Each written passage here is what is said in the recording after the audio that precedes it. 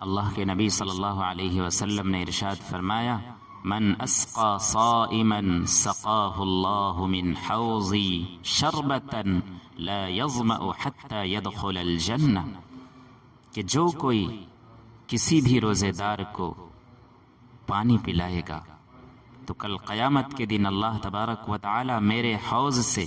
اس کو ایسا پانی پلائیں گے کہ جنت میں داخل ہونے تک اس کو پیاس نہیں لگے گی۔ میرے عزیزو، ہم سب کے لیے بہت ہی اچھا موقع ہے نیکیوں کو لوٹنے کا اور نیکیوں کی دولت کو اپنے دامن میں سمیٹنے کا۔ کتنا آسان عمل ہے، کچھ نہیں کرنا ہے، کسی بھی روزے دار کو اللہ کی رضا کی خاطر پانی کا ایک گلاس یا شربت کا ایک گلاس پیش کر دینا ہے اور اس کے دل و دماغ کو ٹھنڈا کر کے اس کے دل کی گہرائی سے دعا لینا ہے۔ بس اتنا چھوٹا سا عمل اور اس کے نتیجے میں اللہ تبارک و تعالی کی طرف سے کتنی بڑی عطا کہ اللہ تبارک و تعالی حوض کوثر سے پانی پلائیں گے۔ اللہ تبارک و تعالی ہم سب کو عمل کی توفیق نصیب فرمائے، آمین۔